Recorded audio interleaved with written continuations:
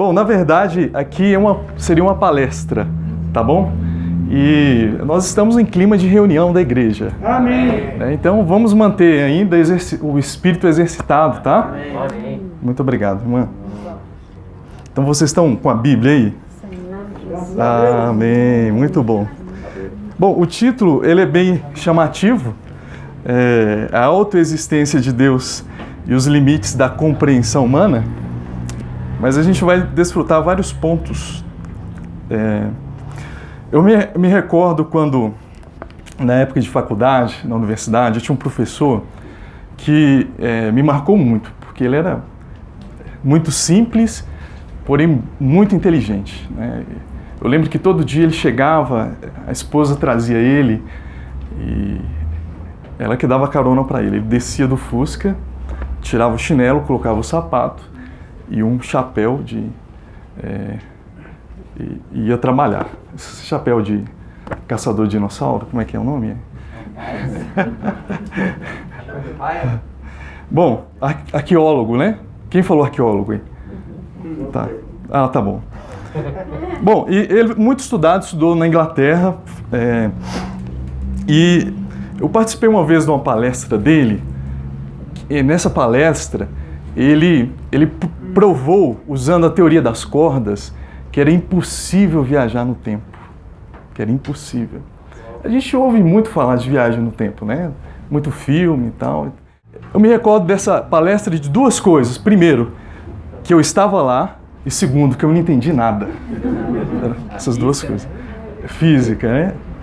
E nas aulas ele sempre tirava, ele ao dar explicações, ele era professor da área de matemática, álgebra, geometria analítica, álgebra linear, e ele costumava sempre brincar, porque na matemática existe algo chamado de axioma, ou postulado. O postulado vem do latim postulare, que significa pedir. Então Euclides, ele pedia a seus discípulos, ele fazia um pedido assim: acreditem nisso, aceitem isso como verdade, e a partir disso a gente vai resolver uma série de problemas. Era mais ou menos isso, tá? Então, o postulado é uma proposição admitida como verdadeira, sem que seja necessário uma comprovação, tá? Não tem como provar, você precisa aceitar. E a partir do momento que você aceita isso como verdade, você resolve muitos problemas, tá? Da matemática. Ele é conhecido como o pai da geometria, tá bom? Bom, e esse professor aí, eu preciso admitir, mas eu tirei recuperação nele. Tá sendo gravado mesmo? Eu tirei, puxa vida, não era para ter esse registro. Tá. Eu não consegui passar direto, né? Eu e a sala toda, né? Mas a gente... E aí ele... estudei muito. Eu já estudava bastante, mas estudei muito para a prova final dele. E eu sabia resolver tudo. Só que ele me deu nota 95. Eu fiquei inconformado e fui questioná-lo. Falei, professor, eu estava sabendo tudo. O senhor pode fazer uma entrevista aqui que eu consigo responder. Era para eu ter tirado 100. E ele falou, não, eu só dou 100 para Deus e para minha mãe. Foi o que ele disse. Bom, tá bom. Tá, bom, brincadeiras à parte, vamos entrar então na palestra, né? A intenção é falar de Deus nessa palestra, e é bom que tem muitos jovens, e não dá para entender hoje porque desvincularam a ciência de Deus, né? Se tornou algo, como se Deus fosse oposição à ciência, né? E não é nada disso. Na verdade, a ciência, ela não é contra Deus.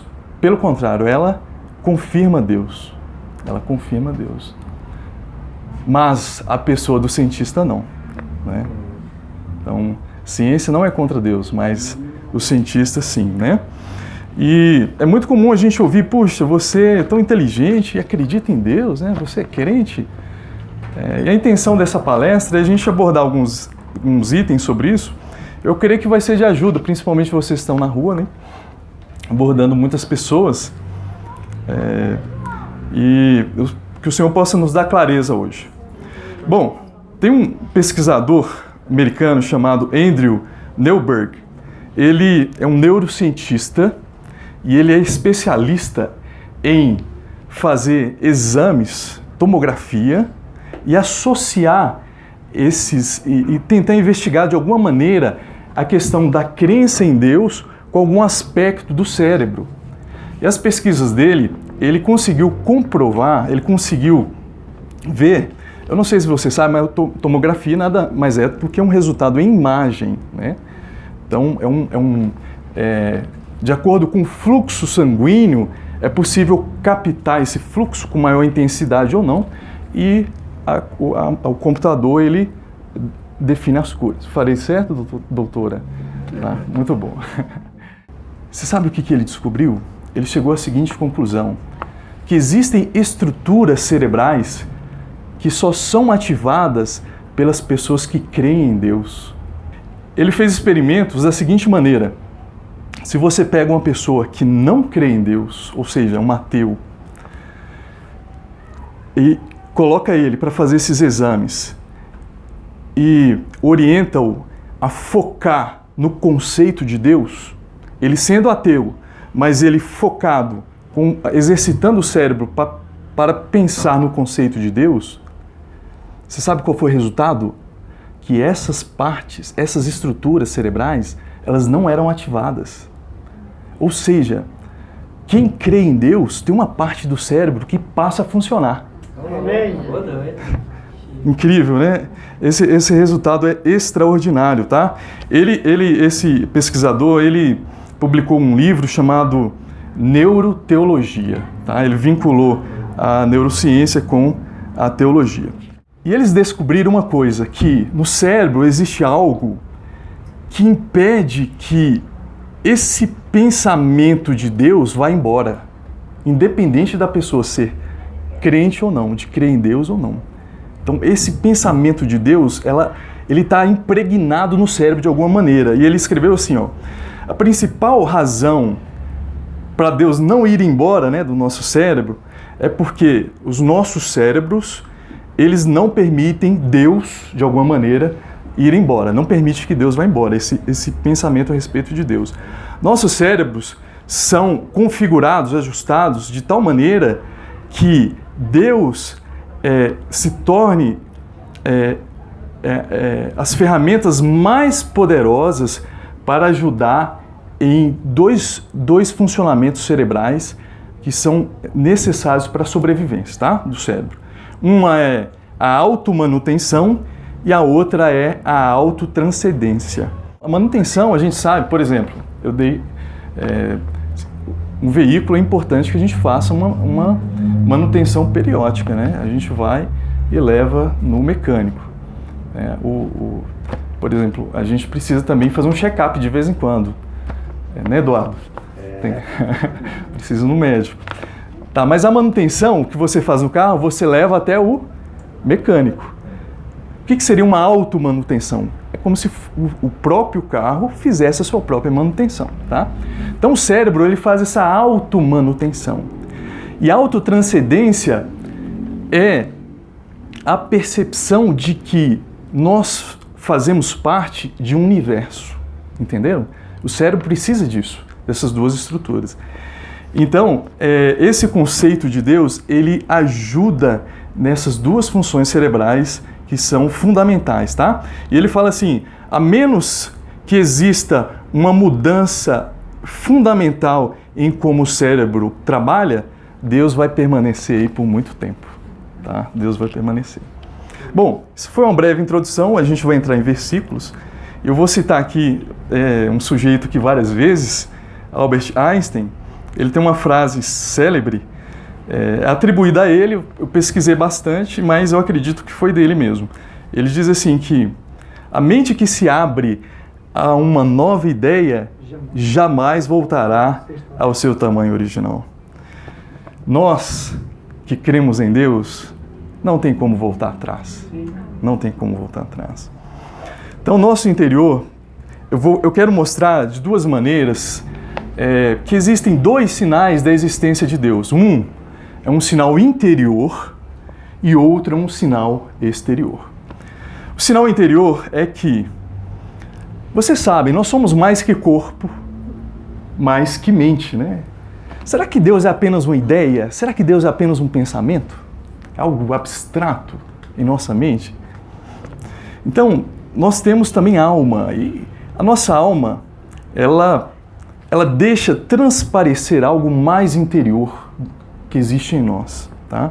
Então existe algo dentro de nós que se expressa pela alma que é mais oculto, é mais interior e anseia por significado na vida. Anseia por significado na vida e que busca algo além dessa vida. De onde eu vim, para onde eu vou, por que eu estou aqui, não é isso? E de alguma maneira a gente tenta suprimir isso, né? Calar essa voz interior, não é verdade? Então toda pessoa, em alguma época da vida, ela tem esse conflito. E eu gostaria de ler versículos com vocês, tá? Salmos 42, versículo 1 e 2. Como suspira a corça pelas correntes das águas, assim por ti, ó Deus, suspira a minha alma. A minha alma tem sede de Deus, do Deus vivo. Quando irei e me verei perante a face de Deus? Então o salmista aqui ele faz uma referência a um animal, né? Uma corça. A corça é um animal de hábito solitário. De hábito solitário. Então o homem, no seu mais interior e solitário ser, ele tem essa ânsia, essa sede que é insaciável. Que é insaciável. Somente Deus pode preencher, né? Amém. Bom, essa sede, teve alguém uma vez que disse assim: se alguém tem sede, Amém. vem a mim e beba. Amém. Uau! Esse é o nosso Deus, é o nosso Senhor, né? Esse é o sinal interior que testifica a existência de Deus, tá bom? É um anseio intenso pela comunhão e pela presença de Deus. Tem um pregador muito famoso, vocês devem ter ouvido, já escutado a respeito dele, ele faleceu recentemente, que é o Billy Graham, né? Billy Graham. E ele, a experiência de conversão dele foi assim, ele era jovem, mas não era crente, né? Não queria em Deus. Mas ele, quando começou a ler as Escrituras, a ouvir as palavras que Jesus falava, ele começou a questionar: ou essa pessoa falar desse jeito, ou é um louco, ou não sabe o que está falando, ou ele realmente é quem ele afirma ser. Entenderam? Será que Jesus era um louco? Não eram, né, jovens? Só vi um irmão falando aí não. Então esse é o sinal interior. Agora vamos falar do sinal exterior, tá? O sinal exterior testifica a existência de Deus e a criação de todas as coisas. Romanos 1:20 diz: porque os atributos invisíveis de Deus, assim o seu eterno poder, como também a sua própria divindade, claramente se reconhecem desde o princípio do mundo, sendo percebidos por meio das coisas que foram criadas. Vocês viram, então, o mundo natural dá testemunho de Deus. A natureza, a criação, ela dá testemunho de Deus por meio da sua beleza, da sua complexidade, da sua estrutura e da sua utilidade. Vocês já perceberam que tudo que existe no mundo é útil para nós? Vocês já pensaram nisso? Tudo é útil. Então, Deus criou o mundo com perfeição. Deus não só foi sábio e inteligente, mas ele foi extremamente criativo. Amém. O Lucas Lala trabalha com criatividade. Eu falei com os irmãos ontem, né? Eu vou dar um exemplo. Bom, a gente, por exemplo, eu sou engenheiro, então eu sou prático em resolver problemas. Se fosse para eu criar um mundo, eu faria ele preto e branco, monocromático. Mas Deus fez com cores. fez o mundo com beleza extraordinária. E Deus usou isso na Bíblia. Falou do arco-íris para Noé. Não é verdade? Foi. Bom, então os céus, eles proclamam a glória de Deus. Salmo 19:1, não vou ler ele, tá? Então é o seguinte, o mundo visível é como um espelho que reflete a glória de Deus, tá? O mundo é como um palco, cujo principal artista é Deus. Amém. O protagonista, né? Glória. Então nosso irmão sempre falava, se você pega uma pessoa e leva a um alto monte para ela contemplar aquela visão panorâmica, algo ali desperta ela interiormente. Fala, poxa, que maravilha. Amém. Existe um Deus. Nossa, Existe um Deus. E esse Deus que está revelado na natureza é o mesmo Deus que está revelado na Bíblia. Tá? Está revelado na Bíblia. Então existiu um engenheiro aeroespacial alemão que trabalhou para a NASA, para os Estados Unidos, chamado Wernher von Braun. Ele foi considerado como um dos mais importantes desenvolvedores de foguetes e bem-sucedidos na exploração espacial do século XX. Pioneiro e visionário das viagens espaciais. Foi ele que liderou o desenvolvimento do foguete Saturno V. O que foi o foguete Saturno V? Foi o foguete que levou os homens até a Lua. Então estava essa pessoa aqui por trás, ele que era o responsável desse primeiro voo, tá? Humano. Então esses pesquisadores, cientistas aí eles eram grandes gênios da humanidade, tá? Eles eram... olha só, as teorias de sistemas de controle necessários para a aviação, para a parte aeroespacial, elas surgiram na década de 40 e 50. Ou seja, estava surgindo já, e esses cientistas já aplicaram algo que era novo para enviar a gente para a Lua. Eles eram incríveis, incríveis. Genialidade absurda, tá? Bom, e ele disse assim, eu não estou falando de pessoa qualquer, né? Dr. von Braun disse assim, falando por mim mesmo, eu posso apenas dizer que a grandiosidade do cosmos, do universo, serve apenas para confirmar a crença na certeza de um Criador. E olha, ele foi mais específico, porque ele disse, em nossa busca para conhecer a Deus, eu vim a crer que a vida de Jesus Cristo deve ser o foco de nossos esforços e inspiração. Isso é incrível, tá? Isso é incrível. A realidade dessa vida e da ressurreição dele é a esperança de toda a humanidade. Ao longo da história da humanidade, existem dois fatos marcantes que são os mais importantes da humanidade. Quando Deus se tornou homem, e o segundo, quando esse homem morreu, ressuscitou e se tornou o Espírito, tá? Amém. Então esses são esses dois pontos, tá? Bom, a gente podia discutir várias coisas, eu vou tentar seguir aqui, porque semana passada a gente desfrutou sobre a estrela, né, que guiou os magos, vocês recordam? Os magos, eles eram astrônomos também, né? Uma espécie de astrólogo, na verdade. Então, esses magos, eu não sei se vocês entendem, você sabe o nome deles? Não tem nome deles, não, né? Qual era a função deles? O que eles eram especialistas? Eles analisavam os sinais no espaço, no céu, das estrelas, para procurar algo aqui na Terra, algo que vinculasse o céu com a Terra, ou seja, sinais no céu que, de alguma maneira, caracterizasse algum evento importante aqui na Terra. É isso daí. E o que eles viram? Uma estrela. Eita. Que os guiou até quem? Jesus. Amém. Então, tem um astrônomo famoso, não está aqui, mas eu lembrei, tá? Chamado Kepler. Se eu não me engano, alemão também.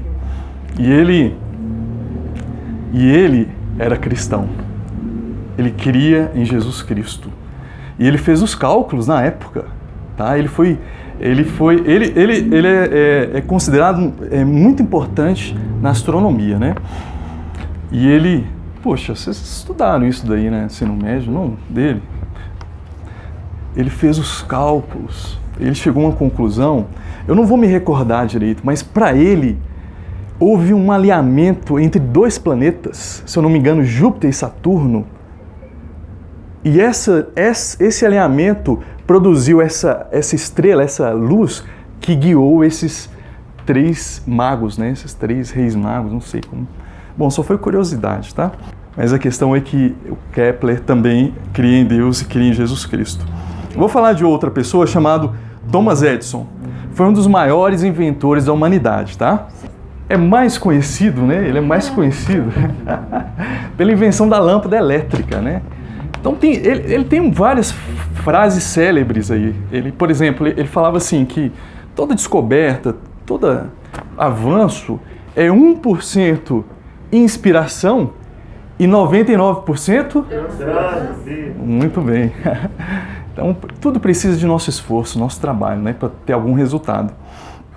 E uma vez o entrevistaram, porque para ele inventar a lâmpada elétrica, ele fez mais de 10 mil experimentos, testes em laboratório, para chegar na lâmpada.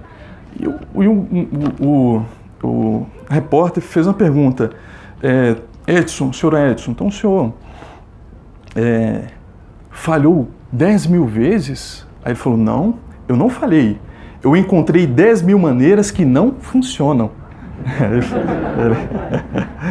E ele participou, então, de algo que ficou conhecido na história como a Guerra das Correntes, tá? Thomas Edison, de um lado, do outro, uma outra pessoa brilhante chamada Nikola Tesla. Tá? Brilhante, brilhante. Tanto é que consideraram como louco no final da vida, né? O Tesla, no final da vida, ele tentou fazer experimentos porque ele queria comunicar com o espaço, com outros seres, né? O Tesla. E rotularam como louco, mas os resultados dessa loucura dele, temos hoje a telecomunicação, né? Temos aí, nós podemos comunicar sem fio, tá? O Edison, de um lado, defendia o sistema de transmissão com corrente elétrica alternada e o Tesla com corrente contínua. Tá? Então essa foi a guerra. Eu não vou entrar nesses detalhes porque senão a gente não termina hoje. Mas Edison disse o seguinte, olha, quando você vê tudo o que acontece no mundo da ciência e no funcionamento do universo, vejam bem, Thomas Edison foi um dos maiores inventores da humanidade. Olha o que ele disse. Quando você vê tudo o que acontece no mundo da ciência e no funcionamento do universo, você não pode negar que existe um comandante atrás de tudo. Existe alguém controlando tudo. Vamos ver aqui então Isaías 42:5. Assim diz Deus, o Senhor, que criou os céus e os estendeu, formou a terra e tudo quanto produz, que dá fôlego de vida ao povo que nela está e o espírito aos que andam nela. Então vejam que existe um Criador. Amém. Deus é o Criador de todas as coisas. Tá? Então na Bíblia, quando a gente fala céus e terra, quer dizer tudo, todas as coisas, ou seja, todo o universo. Tá? E o Deus, vou citar novamente o Einstein. Então Einstein, ele não fazia experimentos em laboratório, né, Einstein? Ele fazia experimentos mentais. Experimentos mentais. Tá? Tudo que ele criava, tudo, ele testava na cabeça dele. Para vocês verem a genialidade dele. E ele, quando ele elaborou suas equações e resolveu elas, aí ele chegou à resposta que o universo teve um início. O universo teve um início. Ou seja, ele chegou à conclusão que o universo foi criado. Ele foi criado. Eu não vou entrar em detalhes, porque é muito complexo. Na verdade, se eu tentar explicar para vocês, eu vou... primeiro, eu não sei direito. Segundo, aí eu vou bagunçar mais, tá? Mas assim, o universo está em expansão.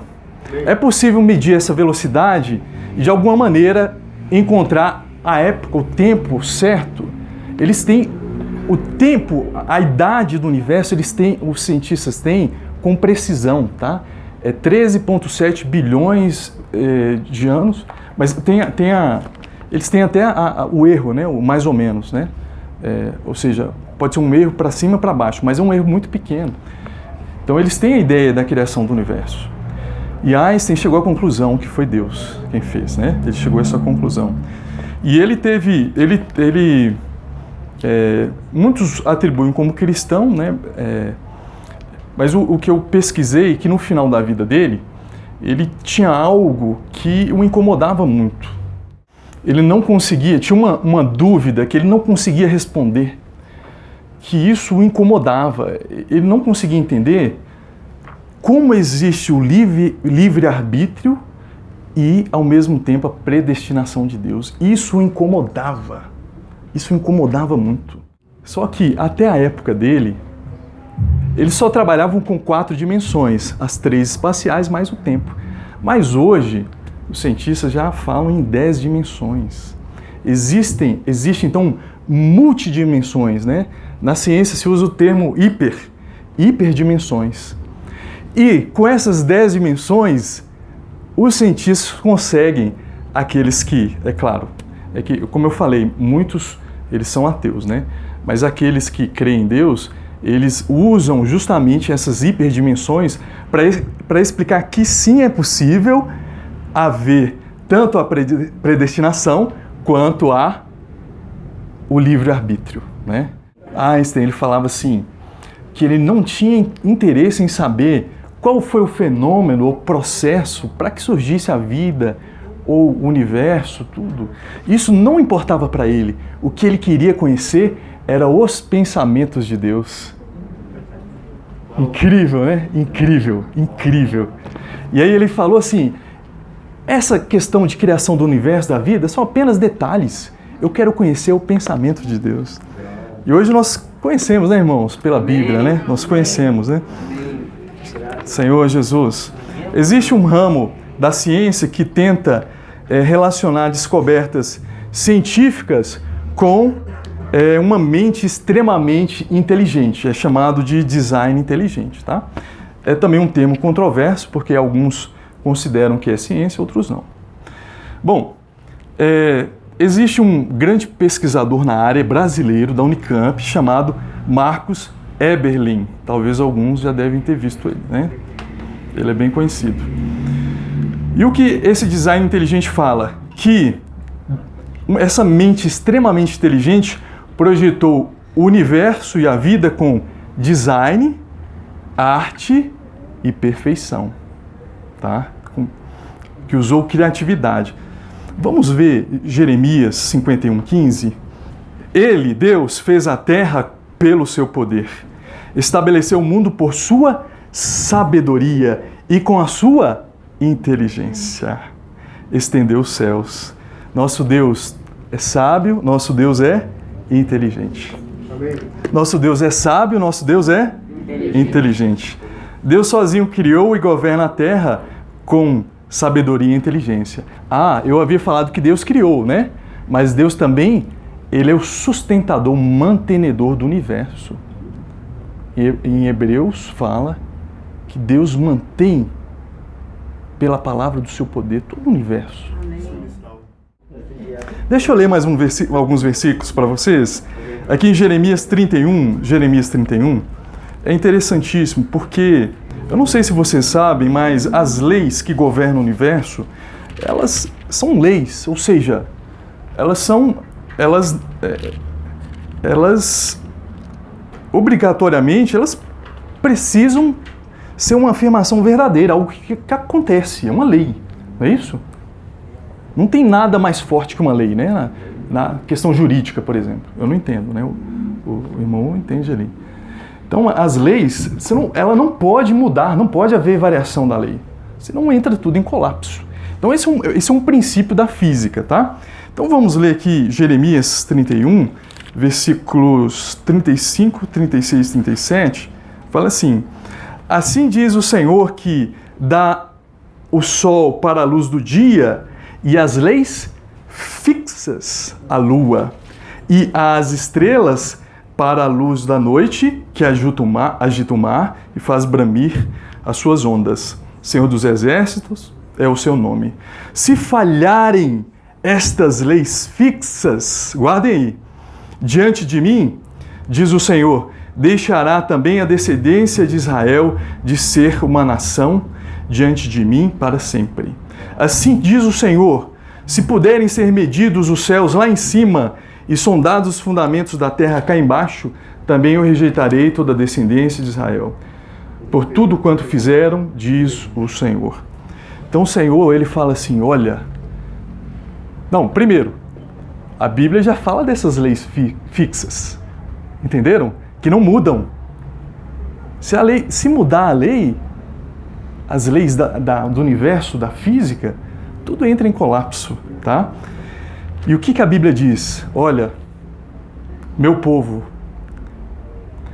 para que eu mostre que eu nunca abandonarei vocês, eu criei todas essas leis físicas do universo, que regem o universo. Elas nunca quebram. Então, minha aliança com vocês, nunca quebrarei. Entenderam? Então, Deus sozinho, ele criou e governa a terra com sabedoria e inteligência. Eu não sei se você sabe, mas os deuses pagãos, né? Que existem muitos. Tem aqueles, por exemplo, da Grécia, tem muitos, né? E todos eles, as lendas sobre eles constam que eles se consultam mutuamente por sabedoria. Entenderam? Eles dependem um dos outros para ter sabedoria. Mas nosso Deus não é assim. O único e verdadeiro Deus é a própria sabedoria, né? Então, a complexidade da vida e a perfeição da natureza comprovam a existência de um ser superior, tá? Provérbios 8:30 fala a respeito de um arquiteto. Uau, eu gosto demais disso, viu? Então, eu estava com ele e era seu arquiteto. Dia a dia, eu era suas delícias, folgando perante ele em todo o tempo. Então, aqui fala de um arquiteto.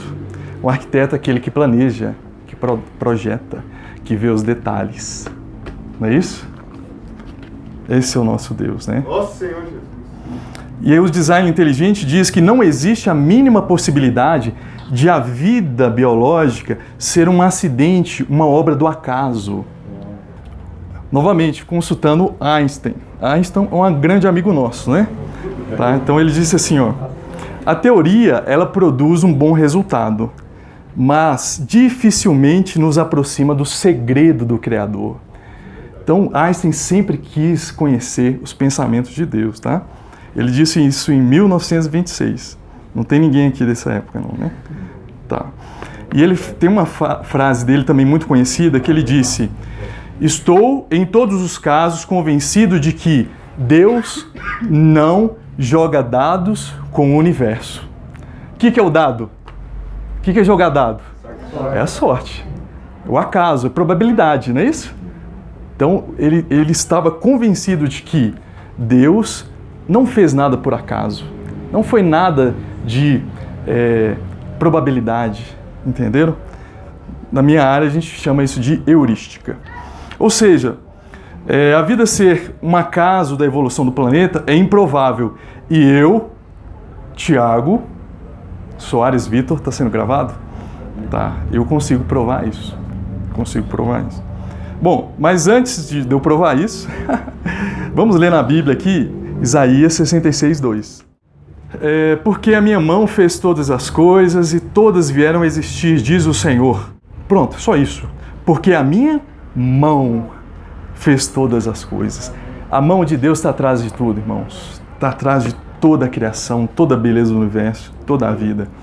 Então vou falar agora um pouco da minha área de trabalho, que é inteligência artificial, tá? Esse termo, primeiro, hoje se assume isso, mas isso é ficção científica, tá? Isso veio do cinema. O termo certo é inteligência computacional. Inteligência computacional. Hoje, o poder de processamento, hoje dos processadores, microprocessadores, É incrível, é fora de sério, tá? É extraordinário. Então é possível hoje fazer algo que nós chamamos de modelagem.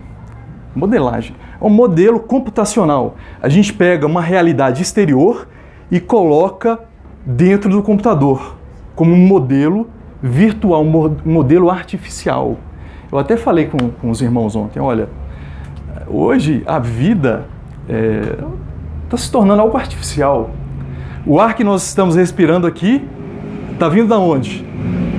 Do ar-condicionado. Isso aqui é um ar artificial. E a luz aqui? Aqui provavelmente deve ser LED, é uma luz artificial, não é a luz do sol, não é uma luz natural, tá? Então, hoje, até a personalidade da pessoa é virtual, está lá nas redes sociais, tá bom?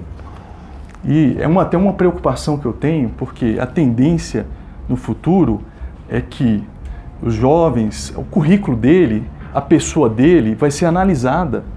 Hoje, para você entrar na imigração americana, eles consultam o seu Facebook. Entenderam?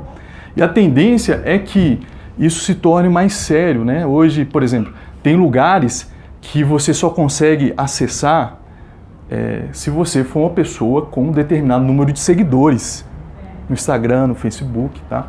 E a tendência é essa. A seleção de emprego no futuro vai fazer a mesma coisa, né? Então a gente tem que ter cuidado com o que nós postamos por dois motivos. Primeiro, nós temos que dar um bom testemunho. Amém. E segundo, a gente tem que ter cuidado, né? Isso daí não pode manchar a nossa pessoa, né? Bom, qual a importância? Olha, para você ver, hoje os jogos eles estão bem realistas, né? Bem realistas. E eu não jogo, tá? Mas eu sei que é um mercado grande, tanto é hoje que existem ações, mercado financeiro para jogos. E aí, é muito realista. Você pega algo exterior e faz uma realidade virtual. Uma realidade virtual. Bom, existe uma inteligência por trás da natureza. Existe uma inteligência incrível atrás da natureza, de todo o universo. Tudo funciona harmoniosamente, coordenadamente, de forma otimizada. Então hoje existe essa área da inteligência artificial ou da computação bioinspirada em que se pega a natureza e se modela através de algoritmos para resolver problemas. Entenderam? Eu vou tentar resumir aqui bem resumido. Olha, existe assim, por exemplo, o Lucas estava mostrando um projeto dele de reconhecimento de facial de pessoas, né? Usa processamento de imagem e uma classificação aí de padrões para reconhecer uma pessoa. Uma das técnicas que se usa para fazer isso se chama redes neurais artificiais. Ou seja, os cientistas pegaram a biologia do cérebro, como é que o cérebro funciona? Existem células chamadas de neurônios. Todo conhecimento, tudo que a gente aprende, esses neurônios eles fazem uma ligação, uma conexão sináptica. E essa conexão, ela faz uma transmissão elétrica através de... Uau! Não ia lembrar nunca. Neurotransmissores. Tá bom. Mas a questão é o seguinte. Então, o nosso conhecimento, o que a gente vai aprendendo, são estabelecidas essas conexões, tá? E isso se torna uma informação em que a gente consegue receber novas informações, processá-las de acordo com o nosso conhecimento e tomar atitudes, ações, tá bom? É mais ou menos isso. Então existem modelos computacionais para isso. Eles chamam redes neurais artificiais, tá? Bom, e aí, vocês viram? É fantástico isso. É um conhecimento fantástico. A própria natureza, o ser biológico é repleto de inteligência. Eu vou citar mais outro aqui. Por exemplo, se chama inteligência coletiva, as formigas. As formigas funcionam assim. inicialmente elas saem, né, da colônia, vão procurar alimento, elas saem espalhadas. E quando uma delas encontra o alimento, ela retorna para a colônia e elas emitem, né, elas transmitem feromônio e deixam esse rastro no caminho, tá? É uma trilha. Então, quando outras formigas trombam nesse caminho, o que elas fazem? Elas seguem esse caminho. E aí encontram o alimento e levam para a colônia, tá? Só que esse feromônio, ele evapora com o tempo. Ele se evapora com o tempo.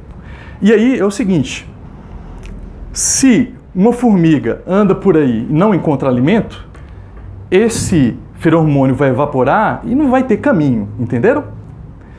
Se uma formiga encontra alimento, mas ela retorna para a casa dela, para a colônia, um caminho muito longo, esse feromônio também vai evaporar e ninguém vai seguir esse caminho. Mas, se uma formiga vai lá e aí, pouco a pouco, encontra o menor caminho da comida até a colônia. Ou seja, otimizou o caminho mais perto, entendeu? É como, eu moro em São João da Boa Vista, então, para eu ir daqui até lá, tem vários caminhos. Eu pego o menor caminho, não é isso? Então, essa inteligência que eu mostrei para vocês, coletiva, é modelada computacionalmente e resolve muitos problemas. A mesma coisa é para a teoria da evolução. Então, isso que eu queria falar para vocês, porque é importante, porque é algo que a maioria das pessoas acabam falando na questão da evolução e tal. Existem os algoritmos evolutivos que usam técnicas, então, inspiradas na biologia evolutiva, como hereditariedade, mutação, seleção natural e recombinação, para resolver problemas. Ou seja, existem esses, a gente chama de operadores genéticos, que os pais produzem filhos, mas esses filhos têm uma determinada mutação genética, uma variação, e com isso, a teoria diz que eles vão evoluindo, tá? É mais ou menos isso, tá? Eu resumi bem simplório. E não é só Darwin que defende a teoria da evolução, tem outros também, mas ele ficou famoso por causa da seleção natural que ele propôs e escreveu o livro famoso chamado A Origem das Espécies em 1850, tá? Detalhando toda a teoria da evolução baseada na seleção natural. E ele é muito aceito pelos evolucionistas e cientistas da atualidade, muito aceito. Por quê? É uma teoria boa, é de fácil assimilação, tá? É uma teoria boa. Olha, Tiago, está sendo gravado ali? Soares Vitor, eu tive o privilégio de ser aluno de grandes professores e pesquisadores da área, tá, de computação evolutiva, da Unicamp, da USP e da Unifei, tá? Eu tive esse privilégio. E hoje eu trabalho na área, tá? Minha especialidade embora eu sou crente, né? Sou cristão e trabalho com isso daí, tá? Então eu sou pesquisador na área, eu resolvo muitos problemas com isso. Meus estudos, tá? Eu uso o computador, né? Programas para resolver isso, para resolver problemas da minha área, que é também a parte de sistemas elétricos, tá? Bom, a minha conclusão é, de fato, a teoria da evolução, ela funciona muito bem. Ela funciona muito bem. Funciona. Mas para problemas simples. Problemas simples. Quando você aumenta a complexidade do problema, esses algoritmos baseados na teoria da evolução, eles não conseguem resolver o problema. Os resultados são horríveis, são pífios, são irrelevantes, tá? Nem se podem, muitas vezes, falar como resultados. Eles não resolvem problemas complexos. Bom, e aí, no meu doutorado, a minha tese, eu usei algoritmo evolutivo para resolver um problema elétrico, onde o doutorado você precisa sempre de uma novidade, né? Algo inovador, que ainda não está publicado aí na Terra. É mais ou menos isso, né? E é difícil, é uma pressão grande, porque hoje a ciência se tornou competitiva. Hoje é uma competição, né? Não se faz mais não se faz mais ciências e tecnologia visando o bem-estar da humanidade. Não, o objetivo hoje é lucro financeiro, infelizmente, e também essa competição que existe, né? Bom, e aí, quando eu peguei esse problema elétrico e incluí uma variável a mais, que alguém não tinha pensado, por isso se tornou uma tese, uma variável a mais, o algoritmo evolutivo não conseguiu resolver. E eu, Tiago, como especialista em sistemas elétricos, o que eu fiz? Eu peguei o meu conhecimento dos sistemas elétricos, agreguei a esse algoritmo, e o algoritmo foi então capaz de resolver o problema. O que eu quero dizer? Que eu não estou afirmando, se a evolução foi um mecanismo para que se surgisse a vida, foi então necessário um ser especialista na vida, dando algumas dicas para a evolução, entenderam? Pelo processo evolutivo, tá bom? Uma coisa nós temos certeza da criação de todas as coisas, é que teve um trigger, algo que disparou. E isso que disparou foi a palavra de Deus. Amém.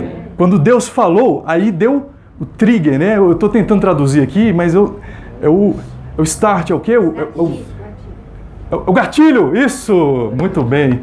As irmãs são boas em inglês, né? Foi o gatilho. O que foi o gatilho? Foi a palavra de Deus. Amém. Foi a palavra de Deus. Aleluia, Jesus é o Senhor. Olha, tem um outro cientista fenomenal chamado Blaise Pascal. Então, Pascal, vocês estudaram no ensino médio. Então, o nome dele é usado também para medição de pressão. Uma grandeza de pressão, né? Por exemplo, aqui, no nível do mar, nós temos a pressão de 1 atmosfera, 1 atm, que é igual a 101.325 Pascal. Você já sabia? Isso, 10 a quinta. Isso. 7 para ele, tá? Bota 7. Ah, tá bom. Tá. Então, Pascal foi um brilhante cientista do século XVII, chamado de arquiteto da civilização moderna. Ele foi o fundador da teoria da probabilidade, extremamente útil, tá? Principalmente hoje na computação científica, muito usado. Bom, foi o criador do primeiro modelo de computador. Tá? Isso que você tem aí nada mais é do que um computador compacto. Tá? Computador compacto. Nada mais é do que um computador compacto. Tanto é que existe uma linguagem de programação que se atribui o nome dele, né, de Pascal.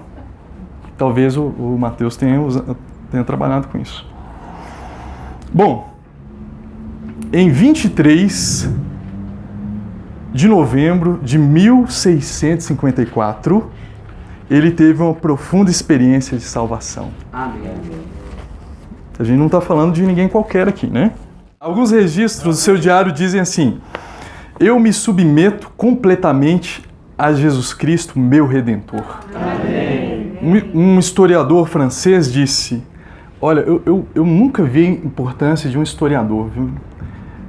Muitas coisas a gente aprende porque existiram tais pessoas, né? Eu realmente não conhecia a importância. Eles são extremamente importantes para nós, né?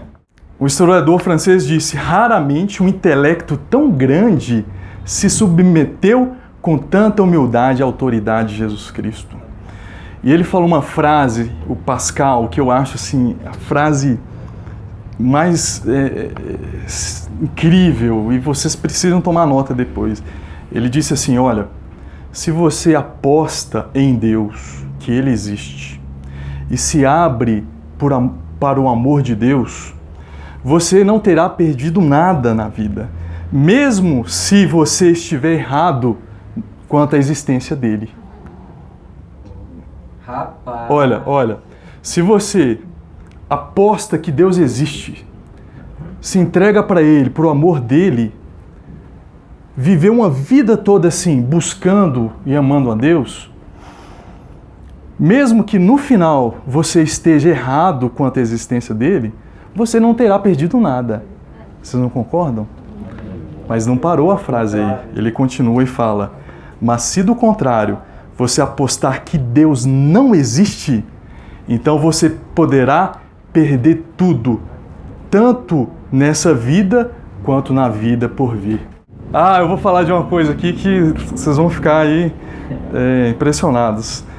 Vocês já viram falar da grande disputa entre Ayrton Senna e Alan Prost, né? Olha, tem um comentarista automobilístico, de automobilismo, da Rede Globo. Ele disse o seguinte: foi a maior rivalidade da história do esporte mundial. Para ele foi a maior rivalidade. Assim, eu não consigo entrar em detalhes porque eu até esqueci, né?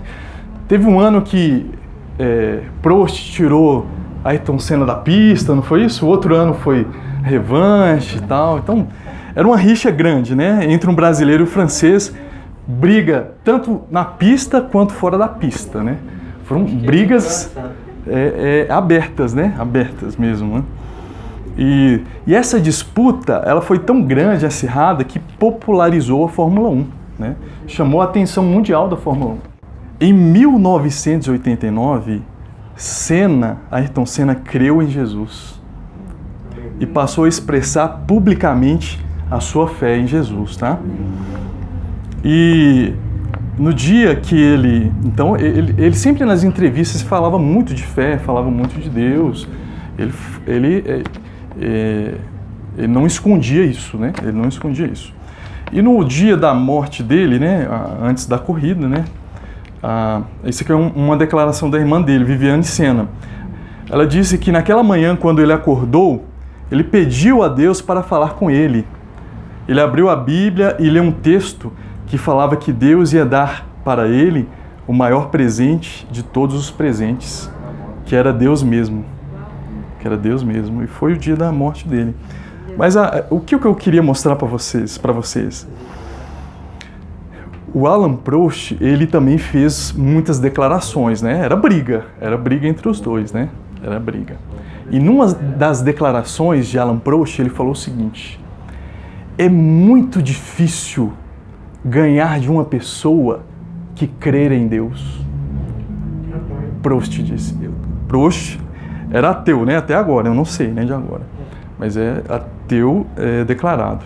Ele falou: é muito difícil ganhar de uma pessoa que crê em Deus. Impressionante, né?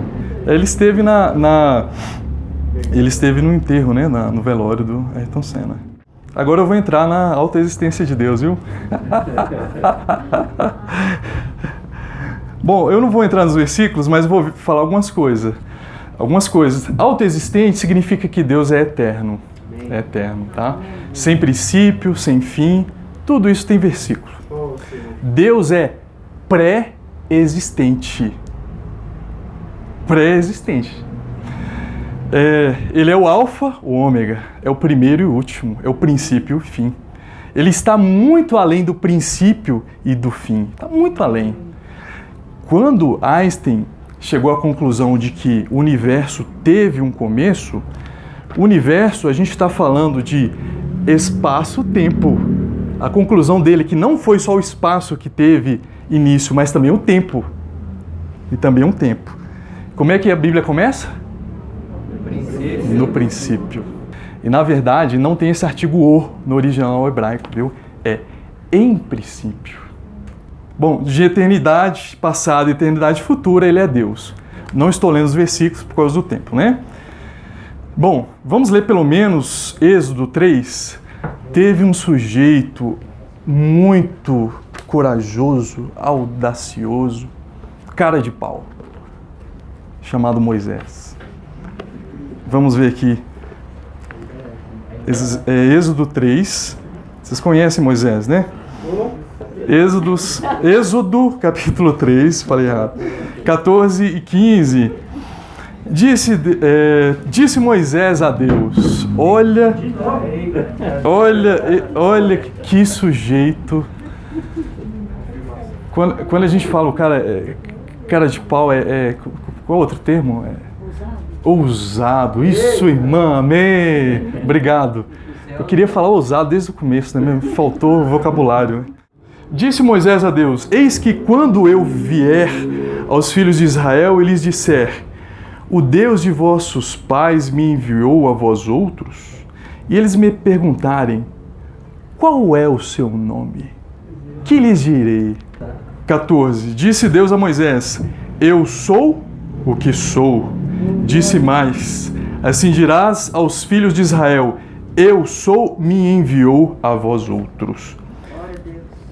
O nome de Deus é Eu Sou. Deus é o grande Eu Sou, né? O que é Eu Sou? Deus existe por si mesmo. Não depende de qualquer outra coisa pré-existente. Ele simplesmente é. A transliteração, como a gente sabe, a língua hebraica, o alfabeto é diferente do nosso, né? Então, essa mudança de vocabulário, alfabeto de um para o outro, se chama transliteração. Agora, quando a gente tem algum irmão aqui de outra língua espanhola, língua hispana, então alguém traduzi-lo, já falei, né? A gente tentar interpretar o que ele fala é tradução. Mas pegar uma letra, por exemplo, o grego é uma transliteração. Então esse é o nome, que Eu Sou, é um nome impronunciável de Deus, né? Que o irmão Pedro falou muito, né? E transliterado para nós é Yahvé. Yahvé.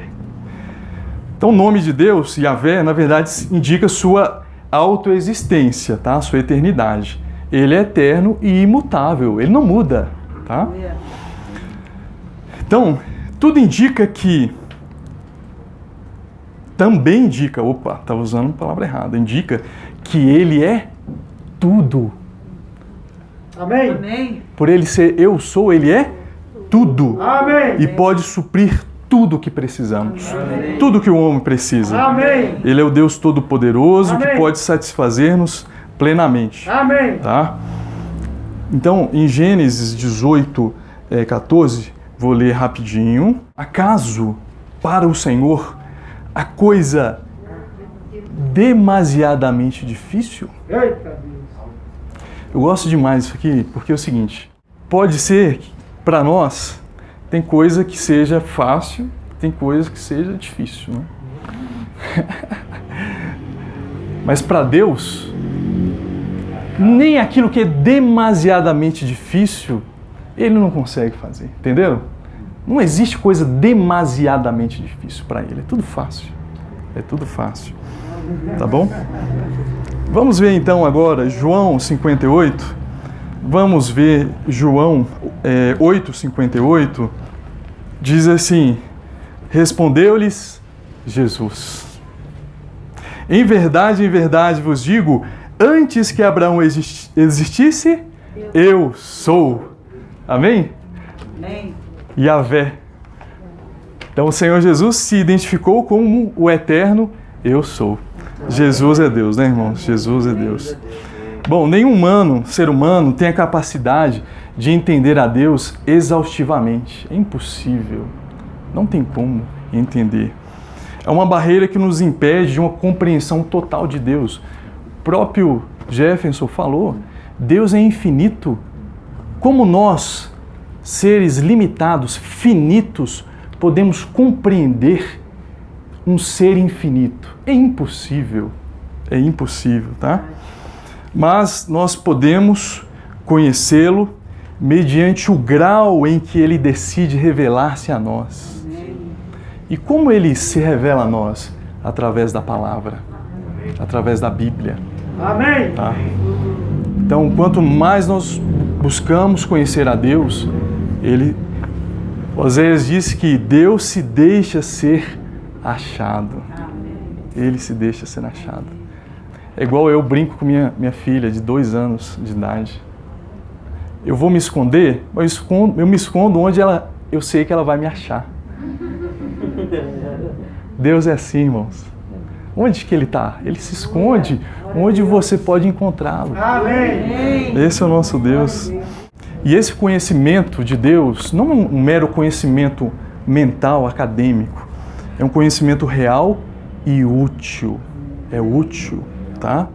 E a grande questão, irmãos, como Deus é um ser infinito, sempre há mais, existe mais de Deus que podemos conhecer e experimentar. Essas fontes de água são inesgotáveis. Talvez até hoje você tenha uma experiência com Deus que tenha sido boa, tenha um bom passado, mas tem muito mais de Deus que você pode experimentar e conhecer. Por isso nós nunca podemos parar. Eu ultimamente tenho falado com os irmãos o seguinte: não tem sentido nós entrarmos, colocarmos a mão no arado para servir a Deus sem ter a meta de reinar com Ele. Não tem jeito, irmãos. Não tem como a gente levar uma vida cristã meia boca. Já ouviram falar esse termo? Levar com a barriga. Irmão, se a gente não levar a sério, ser compromissados, a gente sabe que o reino, perderemos o reino milenar, certo? Então, é tudo ou nada. É tudo ou nada. Se a gente vai entrar nesse negócio, é para entrar no reino. Para ir com tudo. Amém. Sem reservas. É isso. Assim, o nosso dia a dia é difícil. A gente tem os nossos afazeres domésticos, trabalho, tem família, filhos, tem estudos. Então, pode ser que nosso tempo seja pouco. Mas esse pouco tempo nós precisamos entregar para Deus. Amém. E dar o nosso melhor. Amém. E dar o nosso melhor. Esse que é o ponto, tá? Dar o nosso melhor. O infinito é sempre aquilo maior do que você consegue imaginar ou pensar, tá? Então esse é um conceito simples que eu gosto. Então se você pensa numa coisa muito grande, infinito quer dizer algo maior, entendeu? Eu compartilhei com os irmãos ontem, né? Quando a gente gosta de ciência, tecnologia, a gente tenta aprender alguma coisa. Mas para mim, irmãos, eu tenho para mim isso que quando você vê o tamanho e imensidão do universo, por que Deus fez algo tão grande, difícil de se medir? É porque Deus, Ele queria dar uma referência para nós do tamanho do seu amor por nós. Amém. Não tem outro. Para quê? Para que um universo tão grande? Planetas tão afastados um dos outros. Eu não sei se você sabe, mas Isaac Newton também era cristão. Isaac Newton. E ele ficava impressionado com a distância entre os planetas, porque, puxa, ele falava assim, Deus foi tão sábio que afastou essas estrelas, esses sistemas de uma maneira tão grande para que não houvesse uma influência, uma espécie de colisão, né? E tudo desmoronasse, né? Mais ou menos isso. Isaac Newton, vocês também estudaram, vocês sabem, né? Bom, então quando eu tento imaginar das dimensões infinitas do universo, eu vejo que Deus precisava algo muito grande para mostrar o quanto Ele nos ama. Então Paulo fala, qual é a medida desse amor, né? Qual a profundidade? Qual é a altura? Qual é a largura? Aí quando ele fala que nada pode nos separar, Nada. não é só em termos de coisas, não é só em termos de distância, mas também é questão de tempo também. Nem mesmo o tempo vai nos separar do amor de Deus. Amém. Senhor Jesus, aleluia, amém. Irmãos, então eu queria terminar a palestra falando mais duas coisas. Charles Spurgeon foi um grande, conhecido como o príncipe dos pregadores, né? Ele falou uma frase que eu gosto muito, e ele falou assim, uma Bíblia que está em pedaços, que está desgastada, uma Bíblia que está desgastada, geralmente pertence a uma pessoa que está intacta diante de Deus. Vocês entenderam? Sim. Ou seja, quanto mais você lê a Bíblia, desfruta de Deus, da palavra de Deus, mais você estará intacto diante de Deus. Nenhuma situação vai te abalar.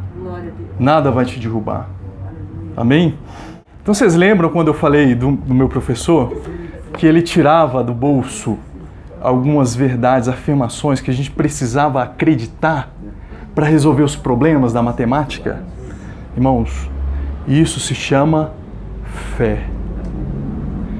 Quando nós aceitamos, cremos em Deus, na pessoa de Jesus Cristo, nós resolvemos os conflitos e problemas e medos interiores que temos. Todos esses problemas são resolvidos. E você consegue encontrar o verdadeiro sentido da sua vida. Amém? Amém? Deus abençoe a vocês. Amém? Jesus é o Senhor. Amém?